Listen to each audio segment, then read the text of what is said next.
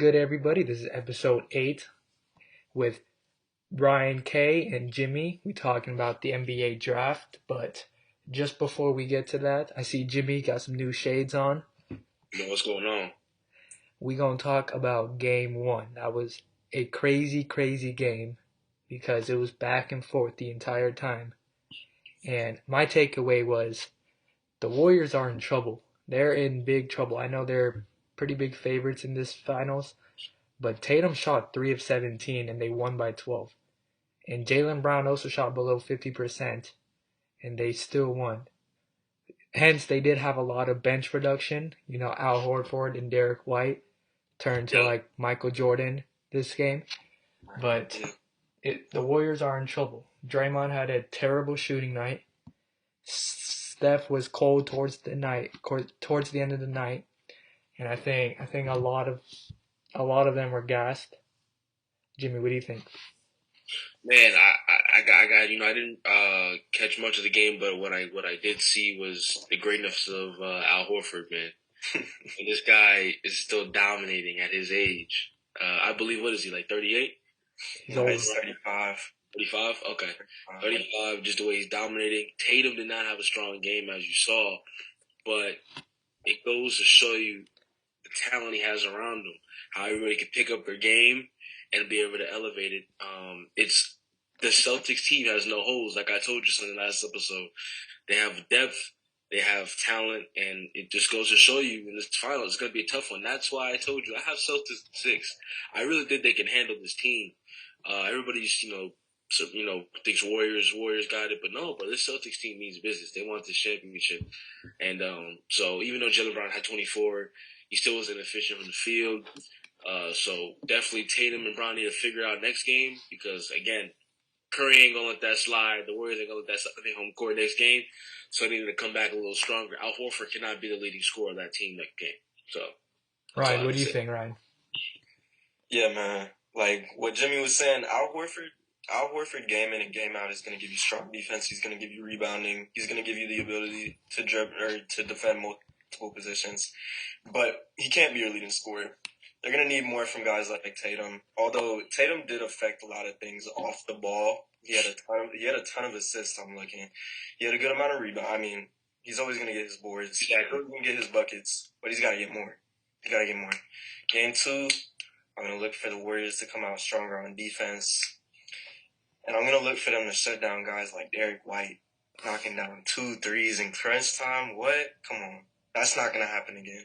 At least I don't foresee it, but in all these Celtics series so far, my big takeaway has been you can't predict these guys. You can't bet on these guys. I'm a betting man myself, but I don't bet on the Celtics in the playoffs because I don't know what the fuck is going to happen. I don't know if I can cuss on here, but I don't know what the hell is going to happen. I don't know what the hell is going to happen with these guys. Robert Williams could go for 50. I mean, I don't know what's going to happen with these guys. I agree. This certainly did not go as I expected. Not at all. Especially they were up 12 going into the fourth. Game 2, we'll see what happens. It's not in Oracle. It's in Chase Center, my bad. They're not in Oracle, so that has to play. Warriors fans are as loud as can be. Yeah. Best fans in the bandwagon fans in the league. Warriors fans came out of nowhere in 2015. Yeah. But them bandwagoners be the loudest though, bro. You best believe it. Yeah, believe it. Yeah. All right. Now let's get to what we're here for, man. Now Ryan is the biggest Magic fan I've ever come to know. I've seen this man at NBA games, like randomly, ran into him. Randomly. Random teams, right? That's right. So the first question I have for you is, as a Magic fan, who do you personally want the Magic draft? With Chet being the top prospect this year, and with the weight concerns that he carries, or Jabari, him being more NBA ready? What do you think? Yeah. You see, the thing is, my mind has changed a couple times, twice exactly, considering there's 2 other prospects besides the one I'm wanting. So at this moment right now, I want Jabari. And my reasoning behind that is really shot creation, which is something we haven't had since fucking Victor Oladipo. He's got shot creation. He's got great size and length, which is what our front office is always looking for. You already know with Mo Bamba and them. Besides that, I think he can be a strong defender. My biggest question with Jabari is he going to grow into the number one option? Because at Auburn, he didn't necessarily want to be the number one option, it seemed. He didn't necessarily want to create these shots, take these shots, but he had to because they didn't have anyone else. Because it's Auburn. Shout out my guy Chuma Okiki, but it's Auburn basketball. So, Jabari, I have a lot of hope for him. But at the same time, I'm really not going to be mad with any of our other options here. Paolo looks... I know we make the comparison to LeBron every year. I know we've compared Zion to LeBron, Anthony Edwards, whoever else. But Paolo, just how NBA ready he is, his size, 6'10", 250, come on, if we saw him in March Madness, we're talking about a guy that's going to be legit in the NBA no matter what. I just can't foresee him ever being a failure. And Chet, the thing, y'all remember coming into the 2018 draft with Trae Young, everyone's question was, is he going to be Steph Curry or is he going to be Jimmer Fredette?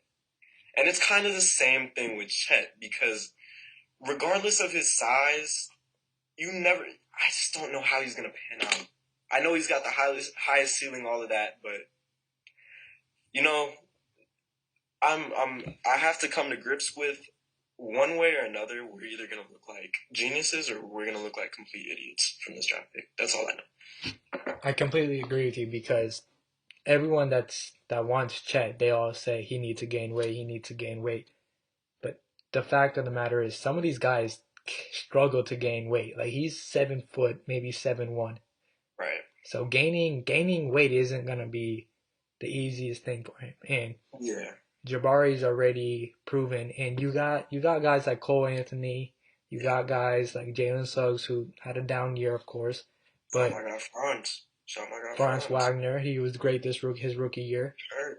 So him, I think he would fit perfectly. Jabari, personally. I think bigger than the size because, like I said with Trae Young didn't gain size. He's still probably the same weight as me, and y'all can't tell from the camera, but I'm 140 pounds, bro. He's probably about the same. Trae didn't put on weight. He's still a superstar. KD, how much weight did that guy put on? He probably gained 10 pounds.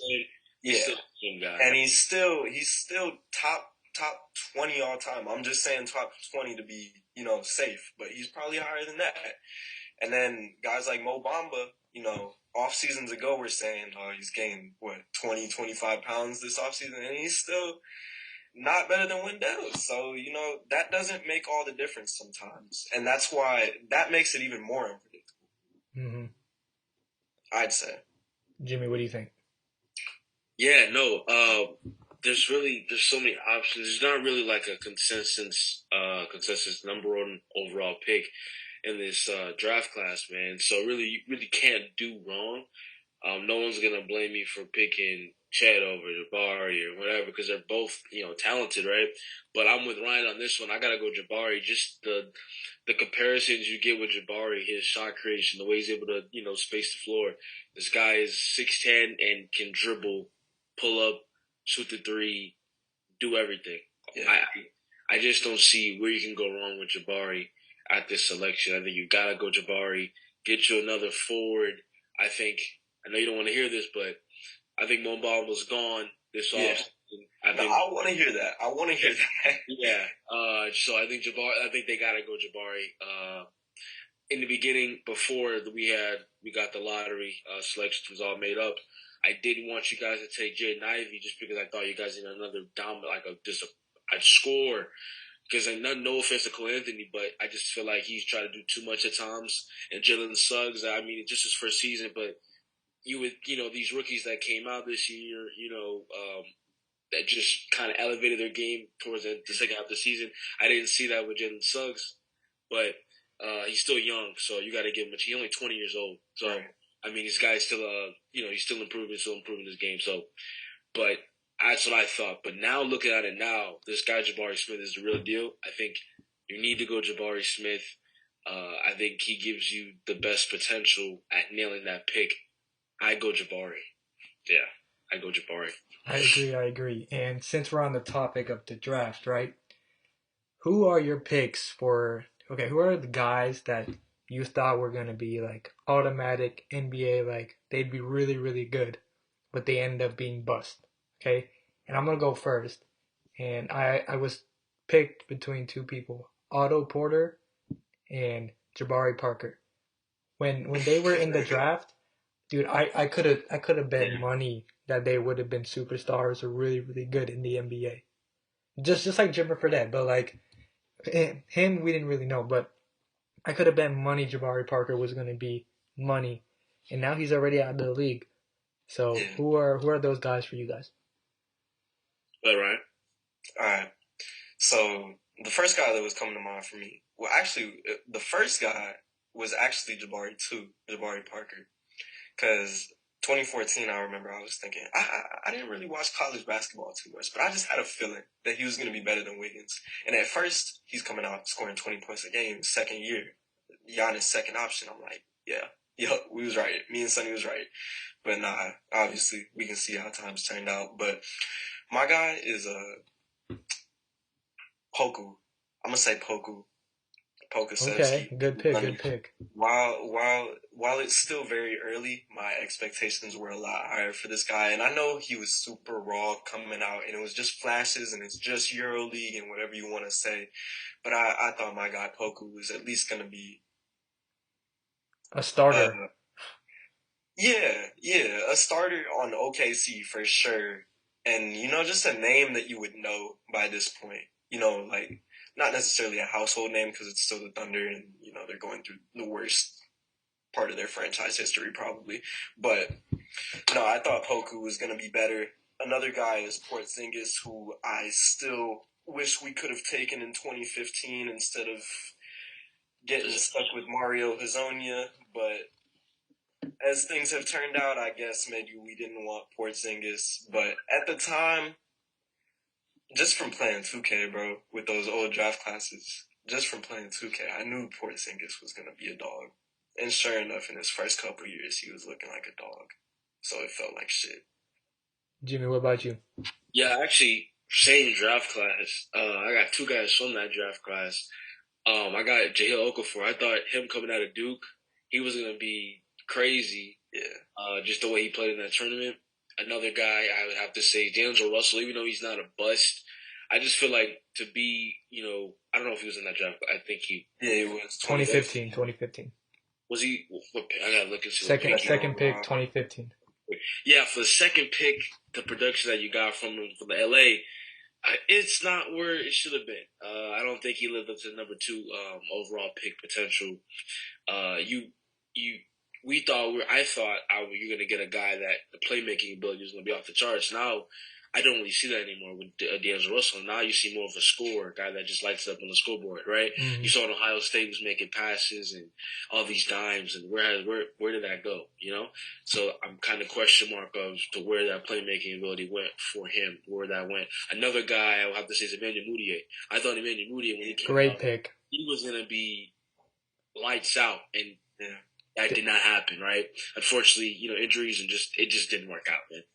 In Denver, it wasn't right for him. So that's one of the guys I thought of. A lot of these guys that went overseas, besides LaMelo, obviously, I feel like a lot of these guys that chose to go overseas instead of go to college, I feel like it didn't pan out too well for them. Yeah. Didn't pan out too well for them. I agree. And with Jahlil Okafor, like the game kind of evolved over him. Like there weren't no back to the basket centers. Yeah. It went out the window. So like, and then once Joel came into the picture, like Joel was injured those first 2-3 years, which allowed the 76ers to draft Okafor. Well, the whole idea was to pair them together. I thought that's what they were trying to do, and I mean, 2 Twin Towers, it didn't work out. Yeah. Three with Nerlens. Oh, that's right. Nerlens Noel, another guy. And it just didn't work out. You can't have centers like that on your team. So. Another guy I was thinking about is Tampa native Kevin Knox. I thought he was a bucket, bro. Oh gosh, don't even get me started on him. Don't even get me started on Kevin Knox. Hey, but he repping Tampa though. He's still in the league.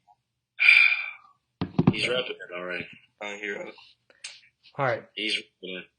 Now this next question is probably. Hey, hold on. Three more names I want to throw out there just for the real basketball heads. I got Perry Jones, Markel Brown, and Jeremy Lamb as honorable mentions on that list too. Those are actually good. When you said Markel, I thought you were gonna say Markel Fultz.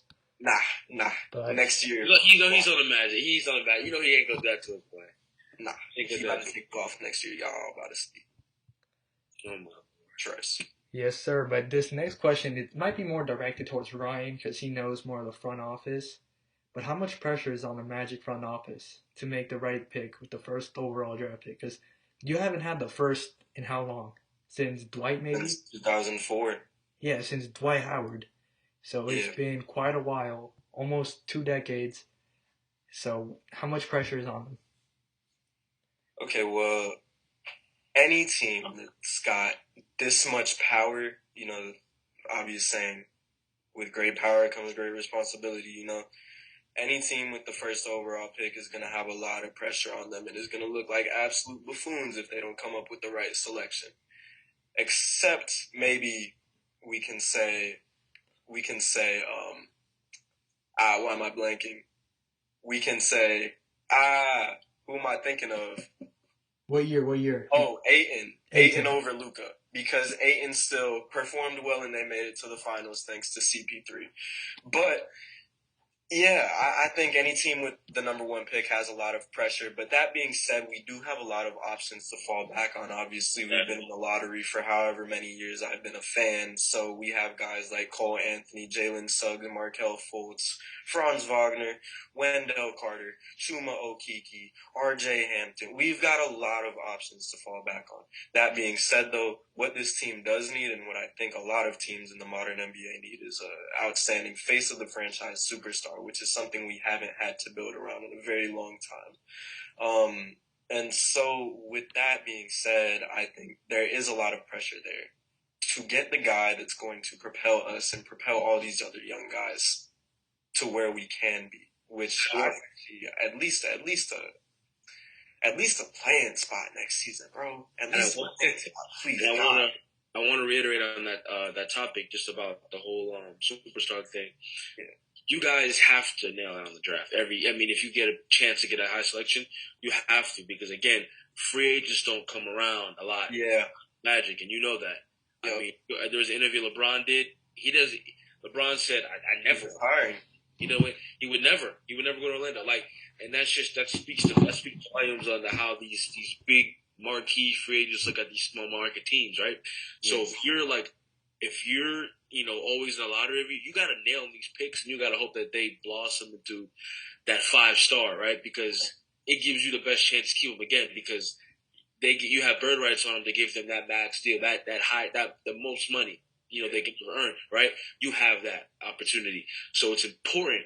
So there's a lot of pressure on you guys to maximize this pick because, again, you can have all this talent, but how are you going to use it to your advantage is the real question. And what's very sad about it is the pressure is going to be magnified by the fact that there's no clear-cut number one this year. Of all the years we're going to get it, we don't have an Anthony Edwards. We don't have a Zion. We don't have a Ja in this class.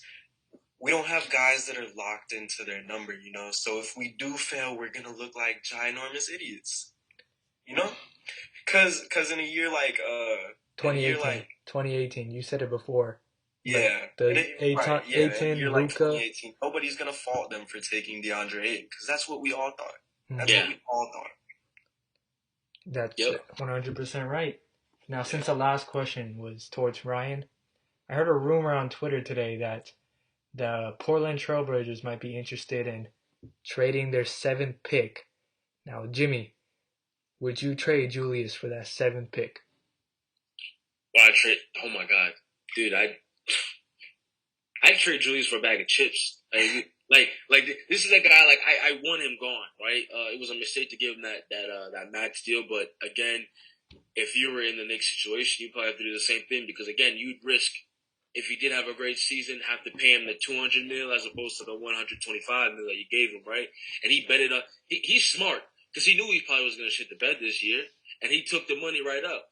I mean, in that situation, would you not take the $100 million straight up over if I do play bad, they won't offer me a contract, right? I'm taking the $100. So he took it. He's smart. I give it to him. He robbed us.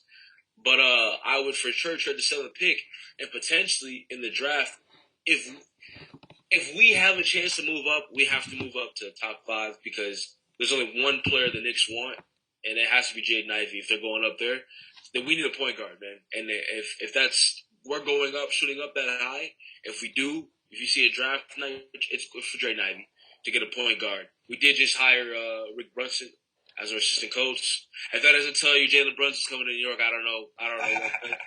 So ain't no love for Shadon Sharp. That's what I was gonna say. So that's another thing. If he fell to us, I'd even be blessed. The only thing I would say question marks is there's no tape on him. He didn't play in college. The skill set's there, the physical traits are there with Shane Sharp. It's just like, where's the game? There's no game film, right? He finessed his college team. He didn't play. But he has the physical gifts of a guy that has potential of a top 5 pick, and he probably he will be a top 5 pick. I think Indiana is interested in him. I think even the Kings might take him over. I think the Kings might take him over Jaden Ivey. The Kings mess up every draft.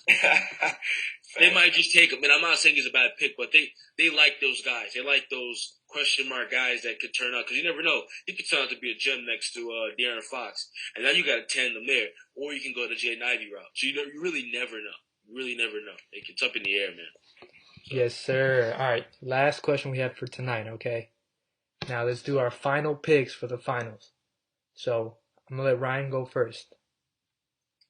Our final picks as in who's going to win it all? And in what game, yep. All right, okay. Shit, man. After tonight's game, this got me skewed a little bit. I'm not going to lie. Me too. Like I said, bro, this isn't the finals to make predictions in.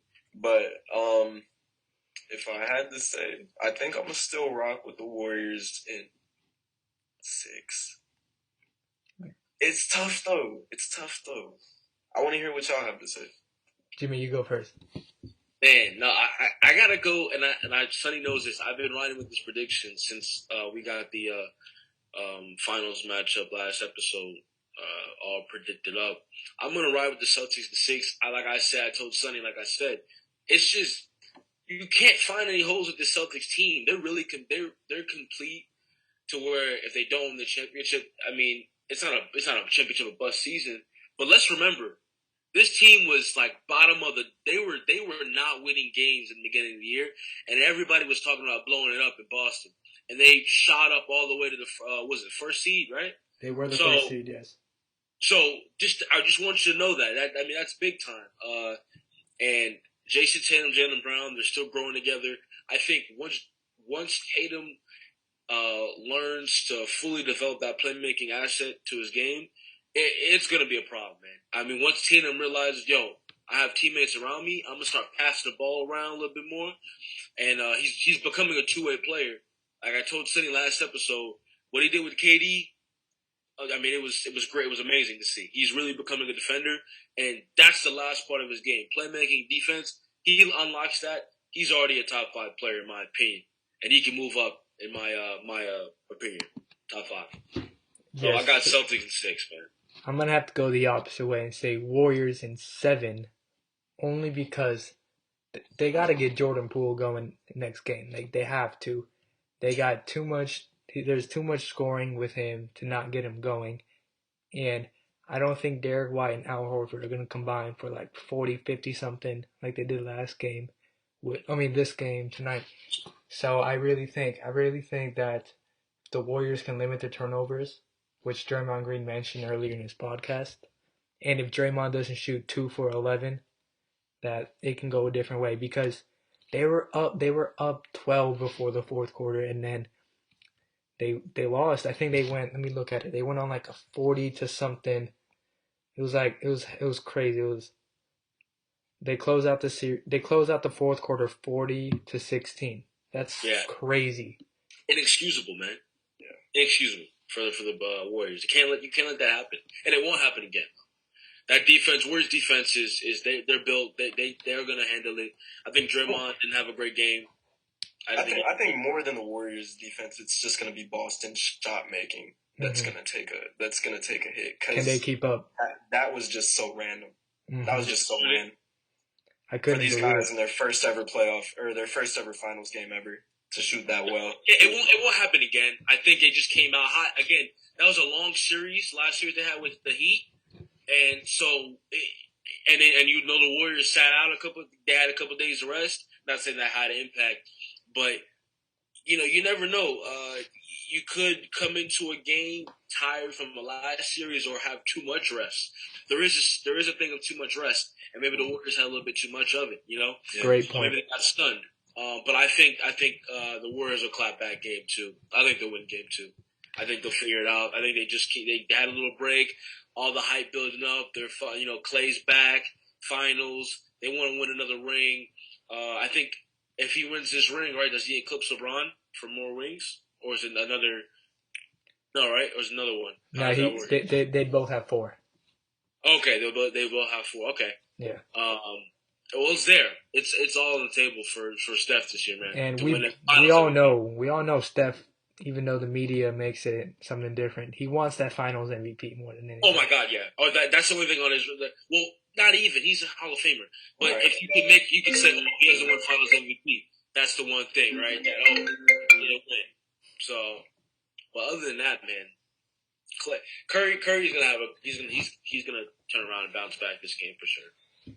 Yes, sir. Great episode, guys. We're closing it right now. I'm happy that Ryan was here. Ryan, any last words? Just be on the watch for us, man. I'm calling it right now live. Markelle Fultz, at least top 5 in most improved, if not more. Wendell Carter's on the rise. Just watch out for us, man, because we're coming. Jimmy, last word. Getting a phone call with her, man. It's the Magic GM, man. He's trying to get his insight. Jimmy, any last words? Man, I just want to say, man, it was great having Ryan on here, man. We wanted to get him on here for a while, and I'm glad it finally happened. Next thing's next. We got to get Kenny on here. Kenny, if you're watching, we're going to get you on here soon. It'll be sooner than later, Kenny, I promise. Yeah. So that's a great episode, and I hope you guys enjoy this one. I hope you enjoyed the last one. We made a comeback, and we're going to start getting consistent with it. So this one's a banger, and look for more, man. We're coming through. The fundamentals. Yes, sir. Subscribe to the channel. Make sure you like. Make sure you share this to everybody. I cannot wait for the draft. I can't even express that because it's one of the most fun times as an NBA fan for me to watch the draft and to see who these teams pick and to see the trades that go on. Yeah. And this is going to be an interesting offseason, so we come in with some heat. And this has been Dope Fundamentals. Peace.